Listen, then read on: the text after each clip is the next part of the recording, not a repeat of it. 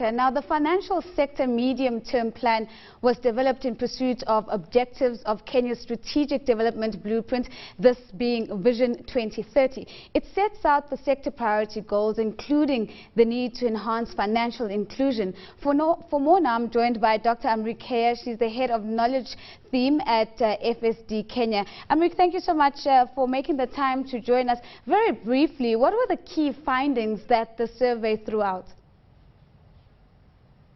Well, we found that we have made very strong progress in financial inclusion in Kenya. It's gone up to 67% this year, which is nearly at the same level as South Africa.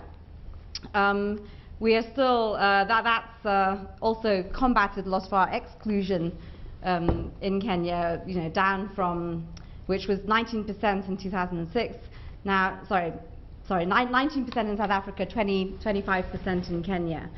So we're very much, we're very pleased with the results of the survey because they demonstrate that financial inclusion in Kenya is really making strong strides, and it's putting us second on the African continent. Amrik, what would you attribute this positive gain to? Well, I would say that it's mainly driven by mobile financial services, by digitization. Because what we see is that some of the strongest gains in financial inclusion have been in the realm of mobile money. We're still not quite where we would want to be in terms of full financial intermediation. So as you know, Kenya's M-Pesa has made a huge impact in the country in terms of in allowing Kenyans to access formal financial services.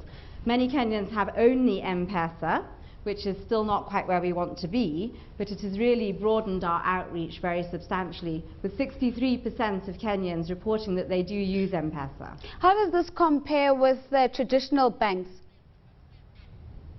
How does this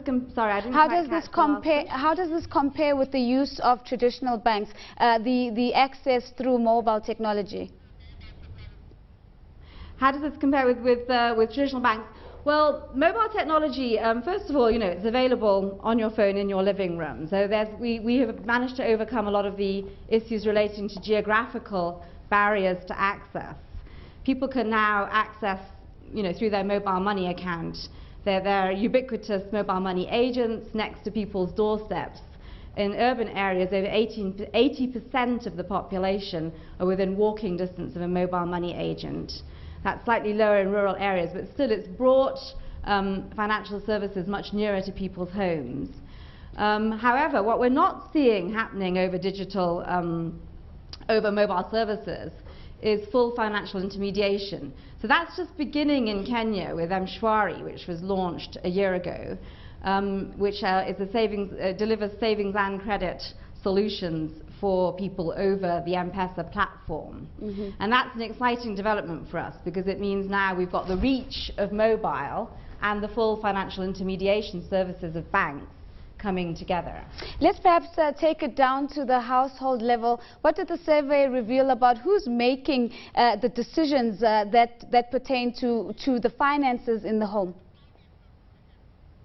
Well, again, this is reported rather than, so this is what people are reporting. Men, of course, are reporting that they are the main financial decision maker in the home. Many women still report that their spouse is the main decision maker. So, I think we have to be a little bit careful about these findings because, of course, men and women's financial worlds are still very separate. Women are still making a lot of financial decisions about their own income sources and their own livelihoods, independent of men. And when it comes to the household as a whole, there's probably a need to report that the household head or the husband is still the main decision maker. I don't think that quite reflects the reality, however. We've got a lot of businesswomen in Kenya, etc., running their own businesses as well. Amrik, thank you so much for those insights, and it must be really interesting that I think both you and I share the sentiment that most likely the women are making those decisions, but we'll see what the survey says next year. Of course, that was